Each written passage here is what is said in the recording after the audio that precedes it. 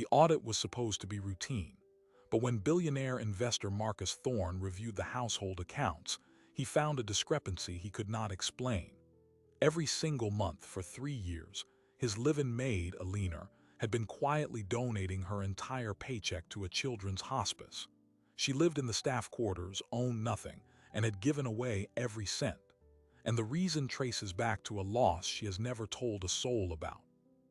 Marcus Thorne is a man who built an empire by understanding numbers and human greed, but this made no sense. Alina, the quiet woman who had polished his silver and cleaned his penthouse for years, was secretly funding a place for dying children. He had to know why. What kind of loss could drive a person to give away every single dollar they earned, to live with nothing, all while serving in the shadow of his obscene wealth? The answer would unravel a story of grief so profound. It would shatter everything he thought he knew about value, sacrifice, and the people he overlooked every single day. To understand the sheer scale of this secret, you first have to understand the two worlds involved. On one floor of a Manhattan penthouse, Marcus Thorne managed a portfolio worth over $800 million. His mornings began with a financial briefing, his afternoons with mergers, his evenings with charitable galas where a single donation could eclipse a normal person's lifetime earnings. He paid Alina a salary of $42,000 a year. It was a line item, less than his monthly wine budget. He knew she lived in the small staff suite. He assumed she saved, maybe sent money to family. The truth was far more devastating. Discovery happened on a Tuesday. Marcus was reviewing his household expenditure report, a task he delegated but occasionally checked for tax purposes. His accountant had flagged an anomaly. For 36 consecutive months, a transfer of $1,650 left Alina's designated payroll account every single month. But it didn't go to a savings account or a personal bill. It was sent to an entity called the Haven Lights Children's Hospice. Every penny. Her net pay, after mandatory deductions, was exactly $1,650. She was giving away 100% of her take-home income. Marcus's first reaction was not admiration. It was cold, analytical suspicion. Was it a scam? Was she being extorted? Was this some elaborate tax fraud? He called his security chief. "I want a full, discreet background check on Alina Shaw, everything. And pull everything you can find on this hospice. I want to know where the money actually goes." For 3 days, the investigation ran silently in the background of Marcus's life. He watched Alina during her shifts. She was a woman of quiet efficiency, late 50s, with dark brown skin and eyes that held a permanent, gentle fatigue. She moved through the penthouse with a familiar grace, dusting sculptures worth more than she would earn in 10 lifetimes. He realized how little he knew her. She had worked for him for 7 years. He knew she was reliable, that she preferred green tea, that she hummed old gospel hymns under her breath while she worked. He did not know she owned virtually nothing. Background report was a study in stark simplicity. Alina Shaw, aged 58, born in South Carolina, moved to New York 30 years ago, worked as a home health aide, then a hotel housekeeper before coming to his employment. No criminal record, no living relatives listed. Her credit report showed minimal activity, a paid-off phone bill, no car loan, no mortgage, no credit card debt. Her address was his address, the staff suite. She was, on paper, a ghost with impeccable references. The report on the Haven Lights Hospice was different. It was a small, 10-bed facility in the Bronx specializing in end-of-life care for children with terminal illnesses. Its reviews were glowing but heartbreaking. Parents spoke of a place that allowed their children to feel safe and loved in their final days. Its financials, what could be seen, were austere. It ran on a razor-thin margin, reliant on donations. The director was a woman named Dr. Amara Patel. Marcus made a decision that shocked his own assistant. He was going there. He needed to see it. He dismissed the idea of summoning Alina. This was a puzzle, and he needed to examine all the pieces himself before confronting the source. The Haven Lights Hospice was not what he expected. Tucked on a quiet, tree-lined street, it was a converted Victorian house painted a soft yellow. There were toys in a small, fenced garden. It felt like a home, not an institution. The air inside was warm, smelling of disinfectant and baked cookies. The silence was profound, a respectful, heavy quiet punctuated by the faint sound of a music box from a distant room. Dr. Amara Patel, a woman with kind eyes and a steady gaze, met him in a small sunroom. She did not recognize him. He introduced himself only as a potential donor, which was not entirely a lie. "I'm looking to understand the work you do," he said, "and I understand you have a consistent donor, a woman named Elena Shaw." A profound shift occurred in Dr. Patel's demeanor. The professional warmth solidified into something like protective steel. "Miss Shaw is a guardian angel to this house," she said carefully. "Her contributions are private. We respect that privacy absolutely." "I'm not here to cause trouble," Marcus insisted, an unfamiliar feeling of defensiveness rising in him. "I just need to understand. How long has she been giving? What does it fund?" Dr. Patel studied him for a long moment. She seemed to be weighing his character. Finally, she sighed softly. "For 3 years. Her donations specifically fund our music therapy program and our Comfort Wish Fund. It pays for a child's last trip to the beach, for a sibling to fly in for a final goodbye, for a birthday party that can't be postponed. She funds moments of joy in the midst of unimaginable sorrow. It is the most consistent funding we have." Marcus felt the first crack in his analytical facade. He looked out the sunroom window at the garden. "Why?" he asked, his voice quieter than he intended. "Why would she do that?" Dr. Patel's expression softened with a deep, palpable sadness. "She visits every other Sunday, you know. Has for years. Even before the donation started, she reads to the children. She holds the hands of the ones who have no one. She has a particular way with them. They call her Auntie L." She paused, choosing her next words with immense care. "We do not ask our volunteers about their past pains. This is a house that recognizes grief in all its forms. But sometimes the people who give the most are giving from a place of personal understanding." Before Marcus could press further, a young nurse appeared at the doorway. "Doctor, we need you in the sunflower room. It's Lily." Dr. Patel stood immediately, her focus instantly elsewhere. "I'm sorry, you'll have to excuse me. Please see yourself out. And Mr. Thorne, be gentle with her. The world has not been." Marcus sat alone in the quiet sunroom, the words hanging in the air. He stood to leave, his mind reeling. As he walked down the hallway toward the front door, he passed an open doorway.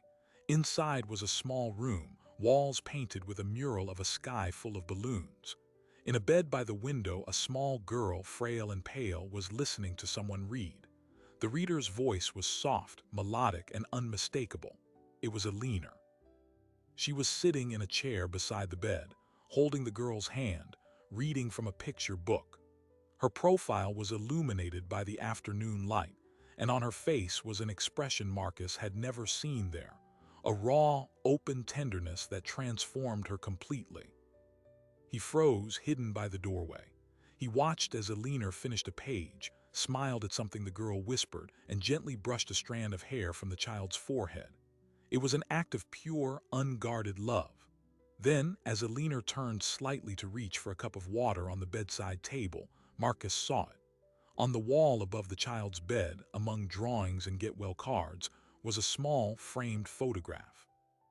It was a picture of a young, smiling woman who looked strikingly like a younger Elena, holding a baby.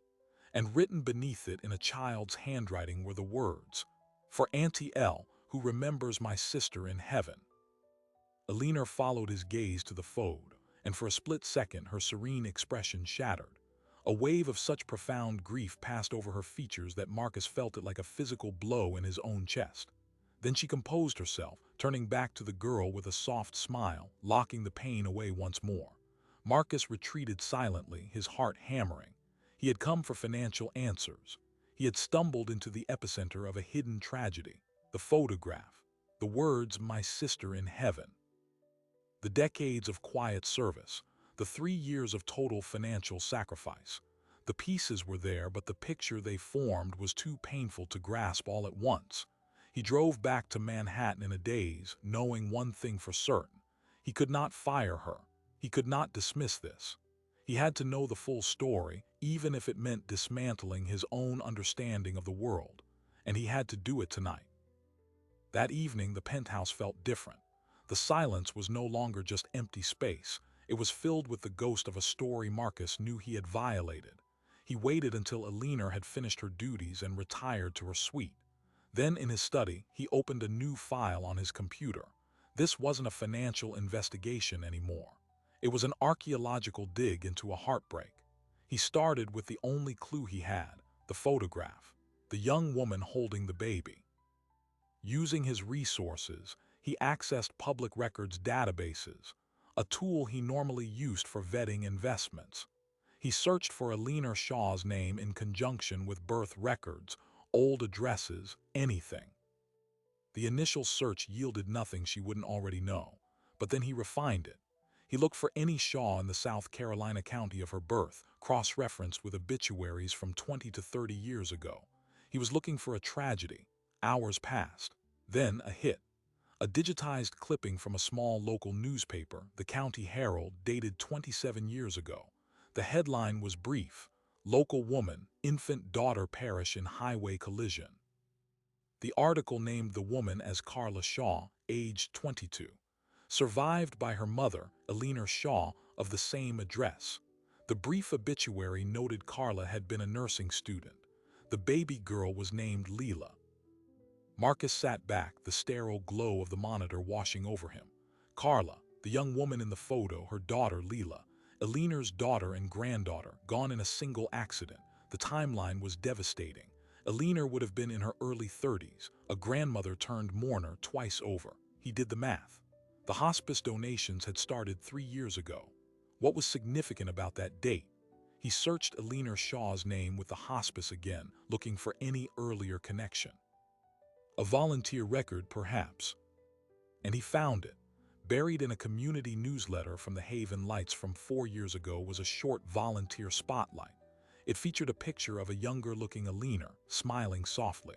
The article read, "Alina Shaw joined our family 5 years ago after her own great loss. She says sitting with our children helps her heart remember how to love." 5 years. She had been volunteering for 2 years before the money started flowing. So what changed 3 years ago?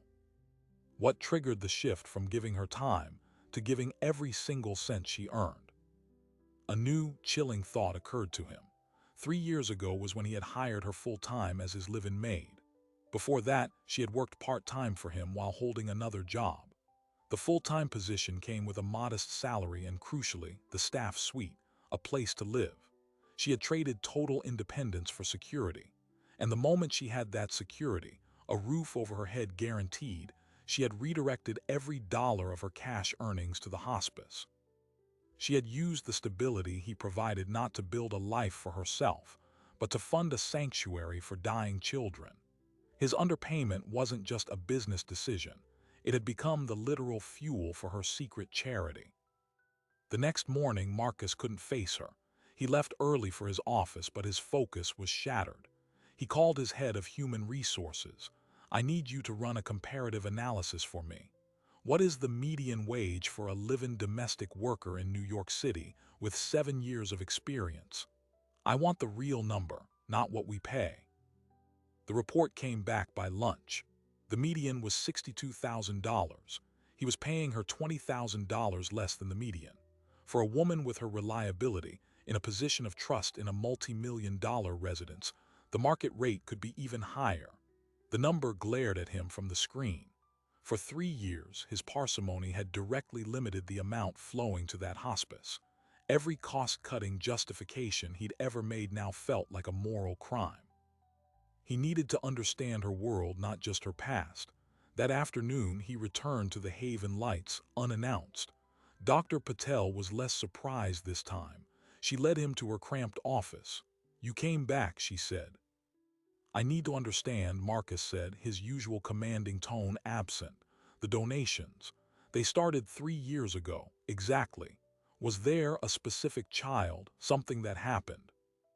Dr. Patel nodded slowly, as if confirming a painful truth she'd long suspected. There was a little boy named Samuel. He had a neurodegenerative disease. He was here for 8 months. Alina was his primary volunteer reader. They formed an extraordinary bond. He called her Grandma L. When he died, it hit her very hard, harder than we had seen. A few weeks after his funeral, she approached me. She said she wanted to do more. She asked if setting up a recurring donation for her entire salary would make a real difference. I was horrified.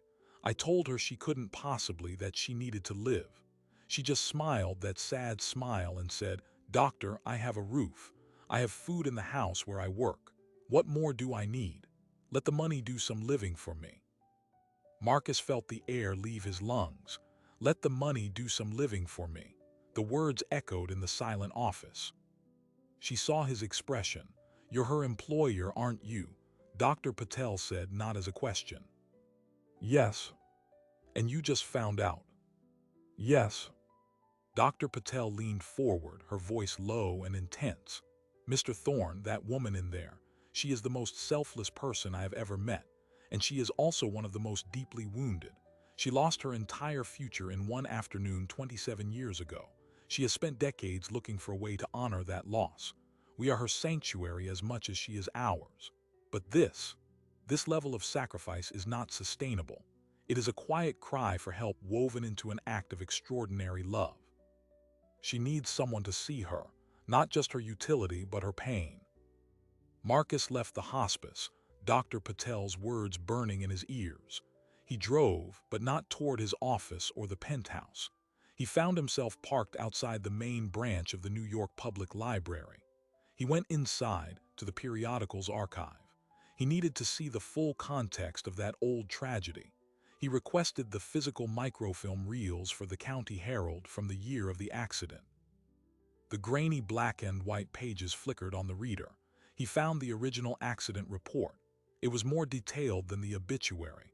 A truck had suffered a brake failure on a rainy night. It had crossed the median. Carla Shaw's sedan was the first car it hit. She and her 6-month-old daughter were killed instantly. The article included a quote from the police chief. It also included a quote from a family spokesperson. It was brief. The family requests privacy in their time of unimaginable grief. But then, in the following week's edition, Marcus found a small follow-up piece. Community rallies for grieving grandmother. It described a local church fundraiser to help Alina Shaw with funeral expenses and to help her get back on her feet. There was a picture, a grainy photo of a much younger Alina, her face a mask of hollow shock, accepting a small check from a pastor. The caption noted she had recently moved to the area from another state to help Carla with the baby while she finished school. She had lost her daughter, her granddaughter, and her purpose all at once. Marcus stopped the machine. He stared at the frozen image of a woman drowning in fresh grief. That was the origin story. The moment the trajectory of her life was shattered. Everything since, the move to New York, the series of service jobs, the quiet existence, the devotion to dying children, was the long aftermath of that single crash. Her life was a monument to that loss. And for the past 3 years, he had been the unwitting custodian of that monument, providing the walls within which she housed her grief, while simultaneously scraping the mortar thin with his low wages. The guilt was now a physical weight.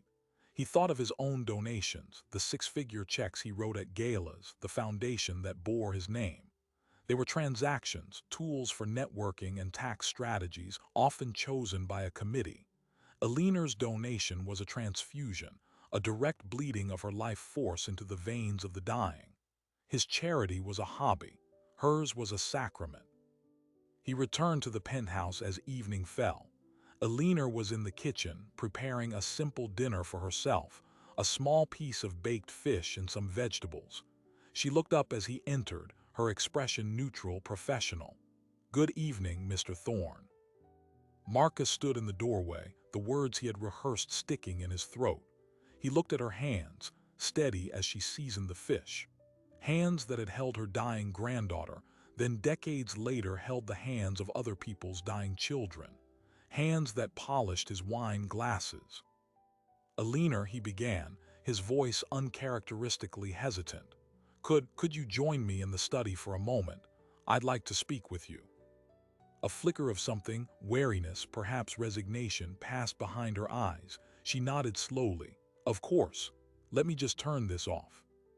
She followed him into the opulent study, standing politely before his desk, her hands clasped in front of her apron. She was the picture of a perfect employee. He gestured to the chair opposite him. "Please sit." She did, perching on the edge, poised for instruction or reprimand. Marcus bypassed his desk and sat in the chair beside her, eliminating the barrier. He took a deep breath. "I went to the Haven Lights Hospice yesterday," he said, "and again today." Alina's composure didn't break, but it solidified like clear water turning to ice. Her gaze, usually downcast, rose to meet his.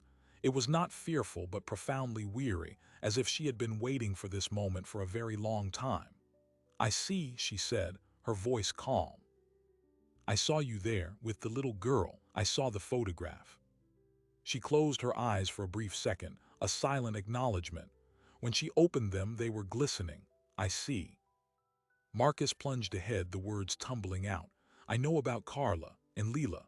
I am so terribly sorry, Alina. That is a loss I cannot even fathom." "Thank you," she whispered, looking down at her hands. "And I know I have discovered about your donations. Your entire salary for 3 years." Now she looked up, and the weariness was joined by a flash of defiance. "Is there a problem, Mr. Thorne? Have I violated my employment terms? The money is mine to disperse once it is paid." No, it's not that," Marcus said quickly, his own face flushing. It's the opposite. I have violated my own terms. As a human being, I've been paying you far less than you're worth, far less than the market rate. And in doing so, I have been directly limiting what you can give to that place." Alina studied him as if trying to decipher a new language. "I accepted the wage you offered," she said simply. "The arrangement suited me. The suite, it gave me what I needed." "To give everything else away," Marcus finished, his voice thick. A long silence stretched between them, filled with the hum of the city below. Finally, Alina spoke, her voice softer, the professional wall crumbling to reveal the immense sorrow behind it. "Mr. Thorne, you are a businessman. You understand value. What is the value of a child's smile when they have no more tomorrows? What is the value of a mother being able to hold her son's hand during his last breath without worrying about the bill? You cannot quantify it on a spreadsheet. But I can. I know its cost.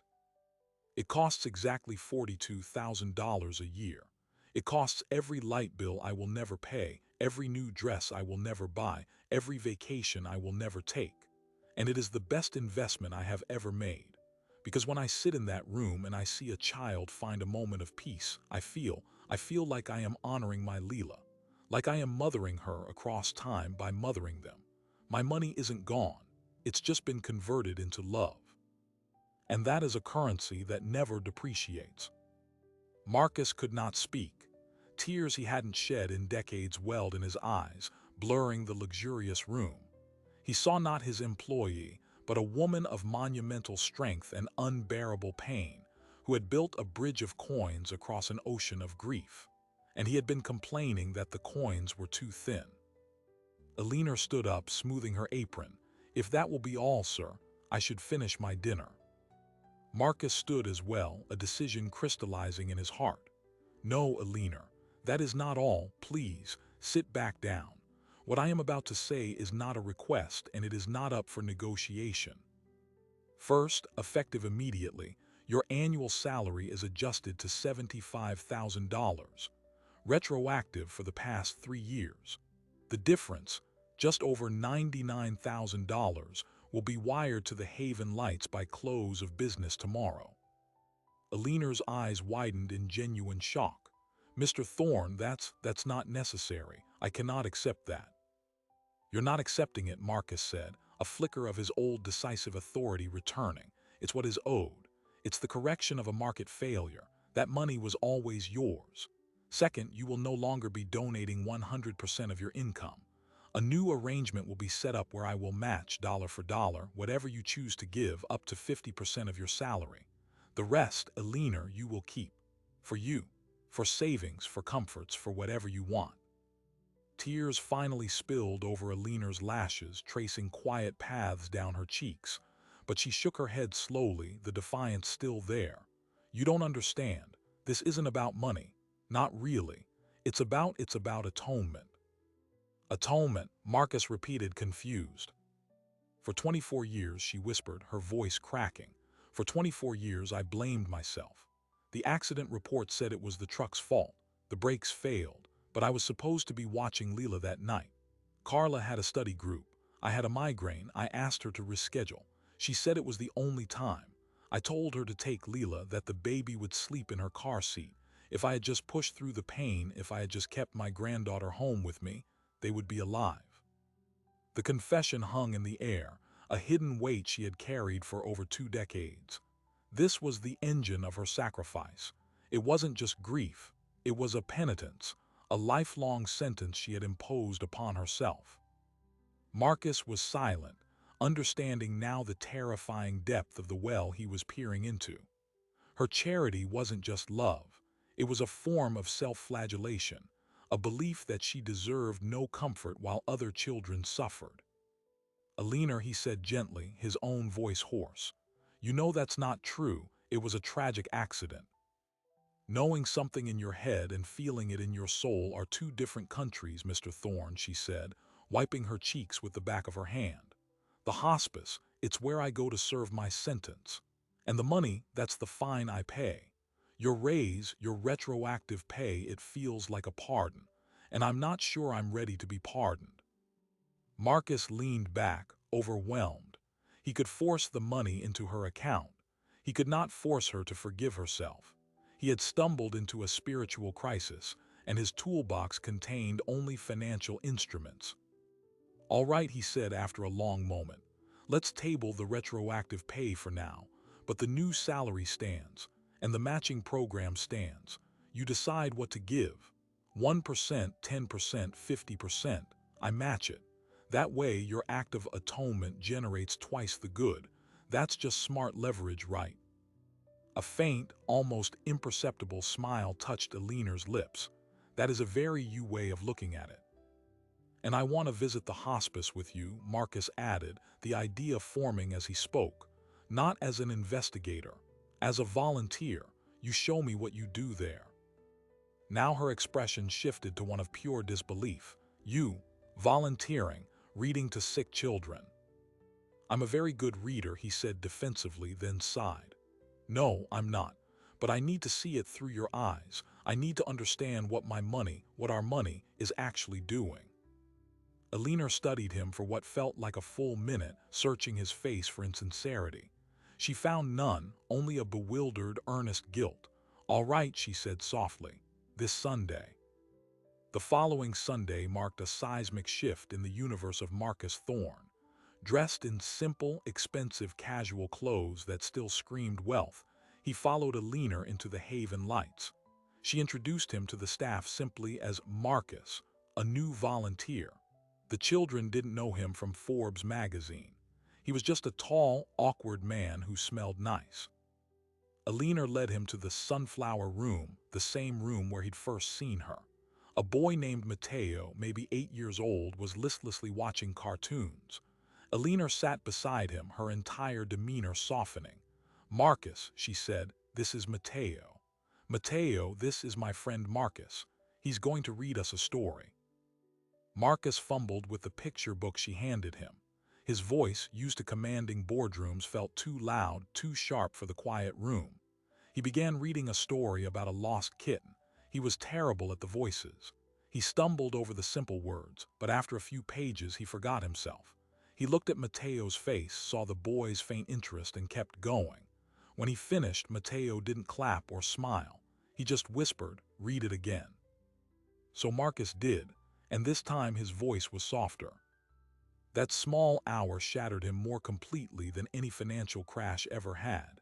He saw the machinery of love and loss up close. He saw how Alina moved through the space, a calming presence, how she knew every child's name, their favorite color, their pain threshold. He was an amateur in a master's studio. In the car on the way back, he was silent. Finally, he said, "How do you do that every week and not break?" Alina looked out the window. "Some weeks I do break. I go home and I cry for an hour. Then I get up and go back. Because breaking is a privilege they don't have. They have to be brave. The least I can do is be brave with them." This revelation, this glimpse into her daily courage, triggered a second, more profound wave of guilt in Marcus. It was no longer just about her salary. It was about his entire life's philosophy. He had spent decades building walls of wealth to insulate himself from suffering. Alina walked directly into the heart of suffering every week, armed with nothing but a storybook and a devastating love. His insulation now felt like a coward's bunker.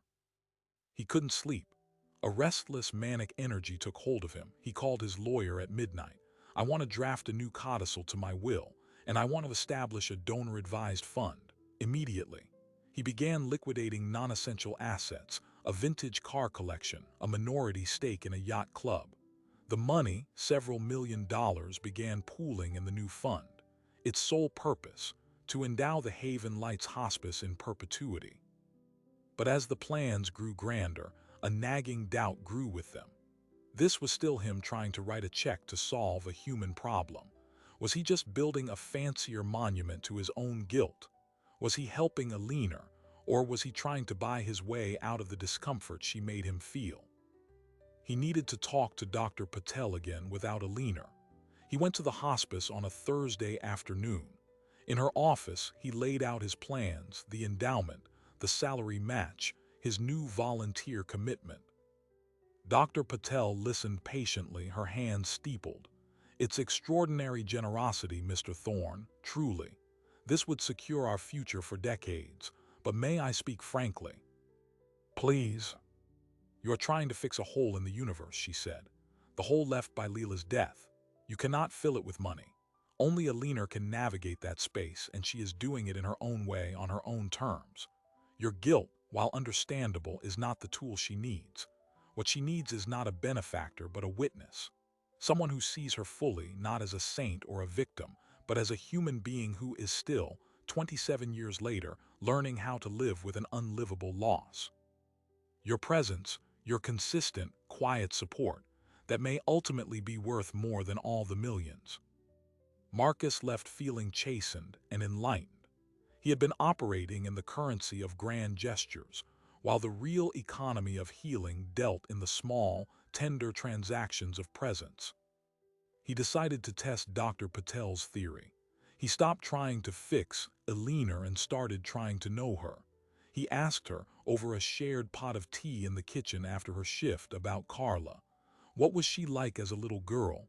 What made her laugh? At first, Alina was hesitant. Then slowly she began to share. She told him about Carla's stubbornness, her love of science, the way she'd bring home injured birds. She showed him on an old tablet a few scanned photos, Carla's graduation, Leela's 6-month birthday, the last picture ever taken of them together. Marcus didn't offer solutions. He just listened. He bore witness. One evening, Alina said something that changed everything. "You know, when I give that money, it's not just for them. It's for me. It's the one thing I do where I feel like Carla and Leela are still active in the world. Like their love is still moving through me, doing good. If I stop, it feels like I'm letting them die a second time." That was the core of it. Her giving was a lifeline, not a noose. It was how she kept her loved ones alive. Marcus finally understood. His goal couldn't be to make her stop giving. His goal had to be to make sure the giving didn't destroy the giver. Weeks turned into a month. A new rhythm developed. Alina accepted her higher salary. She set up an automatic donation of 30% to the hospice. True to his word, Marcus matched it, doubling the impact. The rest, she put into a savings account for the first time in her adult life. She bought a new, more comfortable pair of shoes, a small act of self-care that felt to her like a revolution. Marcus continued his Sunday visits. He got better at reading. He learned that Matteo loved books about space. He funded, through his new foundation, a starlight room renovation, a procedure room with a ceiling that projected constellations to distract children during treatments. But just as this fragile new equilibrium was settling, the past reached out with a cruel, ironic twist. Alina received a letter from a law firm in South Carolina. It concerned the small, long-abandoned property where she had lived with Carla, a modest house she had walked away from after the accident, letting it fall into disrepair. A developer had bought the surrounding land and needed her parcel to complete a project. They were offering to buy it. The offer was for $150,000. For Alina, this was a phantom limb suddenly reporting pain. That house was a tomb of memories. She wanted nothing to do with it or the money. She showed the letter to Marcus, intending to just ignore it. Marcus, however, saw something else. He saw the final piece of her financial prison. She had no assets, no equity, nothing to call her own. This, however painful, was capital. This could be her foundation. He urged her not to dismiss it. "Let me have my lawyer look at this," he said. "You don't have to decide anything, but knowledge is power." The lawyer's review confirmed the offer was legitimate, even slightly below market value given the development pressure. He could negotiate it higher. Alina was paralyzed. Taking money for that place of pain felt like a betrayal, but Marcus framed it differently. What if that money could do more good? What if you used it to build something Carla would have loved? A scholarship for nursing students. A donation to the hospice in her name that would dwarf anything we could do from our salaries. The word scholarship struck a chord. Carla had been a nursing student. Alina's eyes, for the first time since the discovery, lit with a spark that wasn't fueled by grief or duty, but by a fragile, forward-looking hope. Could we really do that? "We can," Marcus said, "and we will. But it's your decision, your house, your daughter's legacy." Alina Shaw, the woman who gave away everything, was now faced with a terrifying new prospect: building something. The money from the past, tainted by loss, could be alchemized into future hope. She agreed to sell. She asked Marcus to negotiate and to help her establish the Carla and Leela Shaw Memorial Nursing Scholarship at the community college Carla had attended. The sale went through. The scholarship fund was established with an endowment large enough to help multiple students every year in perpetuity. The press release, which Alina approved, was simple. It did not mention her, only the honorees. But for Alina, it was a seismic shift. She was no longer just mitigating loss. She was planting seeds in the crater. Marcus watched her transformation with awe. But in the quiet of his study, a final, unsettling question formed. He had corrected her pay, supported her charity, helped her leverage an asset. He had, by any objective measure, done more than enough. So why did he feel like his own journey, his own reckoning, was only just beginning? The reflection in the penthouse windows no longer showed a titan of finance. It showed a man who had built a palace on a foundation of sand, while the woman who polished the silver had been building a cathedral of the heart with her bare, wounded hands. Making things right for her was one thing. The question now was, could he ever make things right for himself? The answer would require him to dismantle the very system that had made him rich, and to rebuild his life on an entirely new set of principles, principles he was only just beginning to understand. The change in Marcus Thorne did not begin with a grand announcement, but with a series of quiet, seismic shifts in his own foundation. He started by gathering his senior staff and the board of his family foundation. He presented them with a new set of metrics, not just for return on investment, but for ripple impact, how their investments affected the lowest paid workers in a company's supply chain, the environmental burden on vulnerable communities, the ethical governance of their partners. He commissioned an internal audit of all their holdings, looking for the kind of systemic underpayment he had been guilty of. The board was skeptical. This was soft, unquantifiable, risky. Marcus listened, then said, "The greatest risk is a moral bankruptcy that quietly hollows out your soul. I know, I've been auditing mine." He didn't stop there. He quietly liquidated his holdings in several companies with egregious labor violations, taking a significant financial hit. He redirected that capital into funds supporting worker-owned cooperatives and affordable housing projects. His peers called it eccentric. He no longer cared. The compass that had guided him for decades, maximum profit, minimum cost, was broken. A new one, calibrated by a Maid's secret sacrifice, was slowly taking its place. For Alina, the scholarship fund was the turning point. Attending the first award ceremony, held in the very community college cafeteria where Carla had once studied, was an experience that rewired her nervous system. She sat in the back, anonymous, as a young woman named Chloe received the Carla and Leela Shaw Memorial Scholarship. Chloe spoke about her dream of becoming a pediatric nurse, of wanting to care for sick children because her own brother had survived leukemia. She didn't know the Shaw family's story, only that their legacy was making her dream possible. Alina did not cry. She felt a strange, solid warmth in her chest, as if a stone that had been lodged there for 27 years had finally been warmed by the sun. She was not just mourning a loss. She was funding a future Carla would have been proud of. The transaction was complete. Pain had been converted into hope. She continued her work at the penthouse, but the dynamic had irrevocably changed. She was no longer just an employee. She was a respected confidant. Marcus consulted her on his new charitable initiatives. Would this actually help or just look good on paper? He'd ask. Her perspective, grounded in a life of real scarcity and profound generosity, became his most valued filter. One afternoon, over tea, Alina said something that stopped him cold. "You know, you never asked me the other question." "What other question?" "The one about the 3 years," she said gently. "You asked why I started giving the money, but you never asked why I kept working for you for that wage when I was giving it all away. Why not find a higher-paying job somewhere else? I could have given more." Marcus had never considered this. He had assumed it was the convenience, the sweet. "Why?" he asked. "Because the work was steady and the sweet meant I had no rent," she said. "But also because you left me alone. You weren't cruel. You weren't demanding in personal ways. You treated me as a function, not a person. And for a long time, that's what I wanted, to be a function. A thing that cleans, that is useful, that has no messy heart to be broken again. Being invisible in your home was the perfect camouflage for a woman who wanted to disappear." The truth of it landed with a soft, devastating thud. His indifference had been her sanctuary.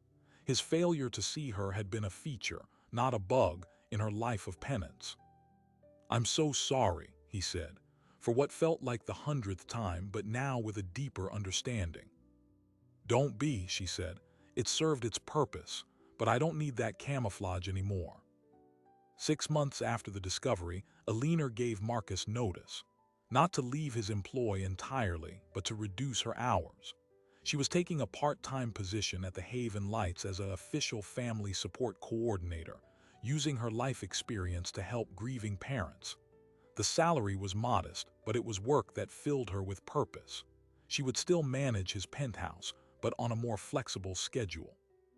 Marcus not only agreed, he offered to cover the difference in her income so she wouldn't lose financial security. She refused. "I have savings now, thanks to you, and the scholarship fund is set. It's time for me to stand on my own new footing." The day she started her new role, Marcus visited the hospice with a gift. It wasn't a check. It was a framed, beautifully illustrated copy of the lost kitten story he'd first read to Matteo. He'd had it specially made, durable for little hands. He gave it to the hospice library. In the front cover, he'd inscribed, "For the brave children and the even braver grown-ups who love them, with gratitude from a beginner." Dr. Patel pulled him aside. "You've changed her life, you know." "She changed mine," Marcus replied. "I know, but you gave her permission to change her own. You saw her sacrifice not as madness, but as love.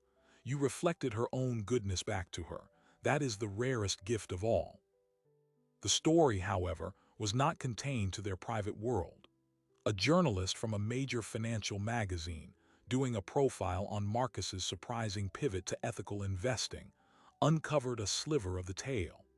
Through interviews with the hospice, with Alina's permission, and public records of the scholarship fund, she pieced together a narrative of hidden generosity and transformational guilt. The article was published under the headline, The Billionaire and the Maid, how a secret charity revealed a broken system and fixed 2 lives. It went viral, not for the financial advice, but for the human story. The narrative of the wealthy man humbled by the moral superiority of his underpaid employee tapped into a cultural nerve. News programs picked it up. Social media debated it. Some praised Marcus's transformation. Others criticized him for taking so long to see the humanity of the woman in his home. Many were simply moved by Alina's story of grief and grace. The publicity had 2 major effects. First, donations to the Haven Lights and to the scholarship fund skyrocketed, ensuring their work for generations. Second, Marcus was inundated with requests to speak about conscious capitalism. He refused most, but agreed to one keynote at a major business conference. He stood at the podium, looking out at a sea of suits, and did not talk about market trends. He told them about a woman who gave away $1,650 a month. He told them about the value of a child's last smile. He told them that the most important line on any balance sheet is the one you never see, the human cost of your comfort. He ended by saying, "I used to measure my worth in net assets. Now I measure it in net empathy. And by that metric, for most of my life, I was bankrupt.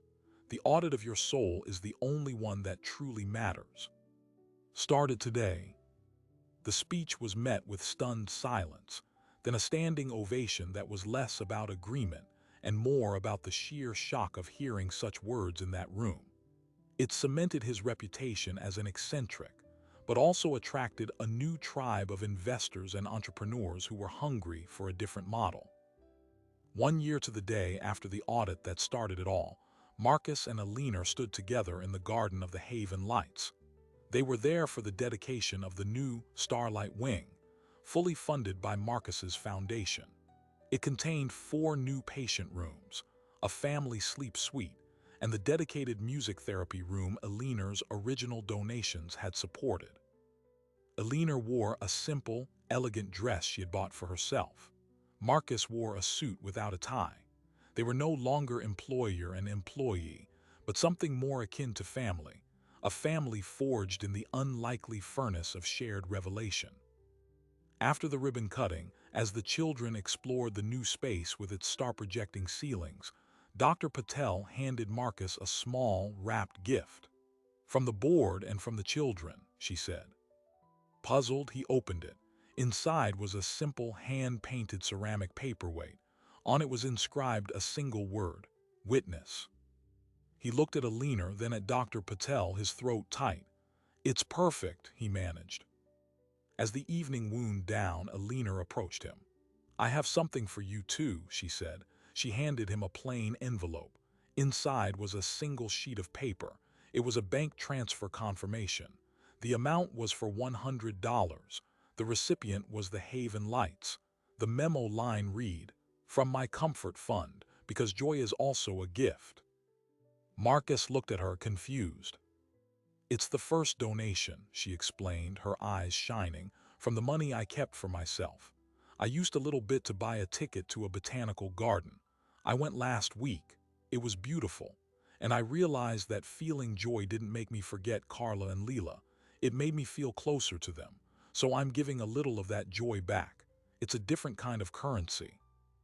Marcus folded the paper carefully and placed it in his inner jacket pocket over his heart. It was, he knew, the most valuable financial document he would ever possess. The two of them walked out into the crisp night air. The city glittered around them, a landscape of ambition and isolation that they now viewed from a shared, altered perspective. "What now?" Alina asked.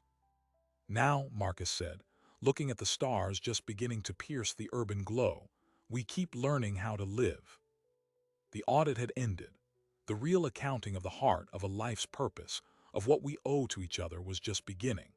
And for the first time, both the billionaire and the maid were reading from the same balance sheet, one written not in dollars, but in acts of love, moments of courage, and the quiet, compounding interest of kindness.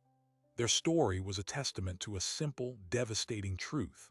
Sometimes the person you have been overlooking is the very one holding the map to your own redemption. And sometimes, the greatest wealth is not in what you accumulate, but in what you finally, courageously, choose to give away.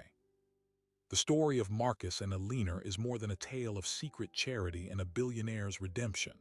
It is a stark map of two invisible economies that operate side by side in our world, often without ever touching. One economy deals in stocks, real estate, and leverage. The other deals in silent sacrifice, uncounted hours, and the quiet conversion of pain into purpose. For years, they existed in parallel, one funding the other's survival, while the survivor funded the dreams of the dying. They only collided when someone finally looked at the numbers and saw a story instead of a discrepancy. What does it say about our world that the deepest acts of love are so often funded by the residue of inequality? That a system can simultaneously undervalue a caregiver's labor and yet depend entirely on the boundless compassion that same caregiver carries within them? Alina's story forces us to ask uncomfortable questions. Who are the Alinas in your orbit? The people whose labor you rely on, whose presence you may overlook, who are quietly performing miracles of the heart with resources you never thought to measure. What histories of loss and love are hidden behind their professional smiles? Marcus's journey, meanwhile, poses a different challenge. It asks what we do when our success is revealed to be built upon a foundation of moral shortcuts. Do we look away? Or do we, as he did, begin the painful, imperfect work of realignment? His transformation wasn't about writing a check to feel better. It was about dismantling the logic that led him to undervalue a life in the first place. It was about learning to see generosity not as a line item, but as the fundamental operating system of a meaningful life. This is not a fairy tale with a perfect ending. Grief does not disappear. Systemic inequity is not solved by one man's awakening, but it is a proof of concept. It proves that a single moment of truly seeing another person can unravel decades of isolation. It proves that the most powerful currency in human affairs is not dollars, but attention. The conscious, respectful, curious attention that says, "I see your struggle, I honor your pain, and I value your humanity." Alina's legacy is no longer just the hospice or the scholarship. It is the awakening she triggered in the man who paid her wages. Marcus's legacy is no longer just his financial empire, but the empathy he is now weaving into its fabric.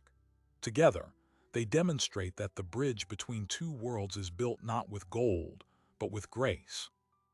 So the next time you walk past someone who makes your world run smoothly, the cleaner, the delivery person, the cashier, remember, you know nothing of the cathedral they might be building inside their heart with the stones life has thrown at them.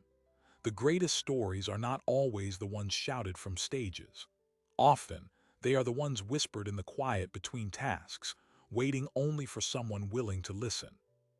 If this story of hidden strength and transformative grace resonated with you, if it made you look at the world a little differently, then do me a favor. Take a second and hit that subscribe button. It helps this channel bring more powerful, human stories to light. And let me know in the comments, who is one person in your life whose quiet story deserves to be honored? Thank you for listening, for watching, and for remembering that sometimes the most extraordinary lives are lived in the most ordinary of spaces.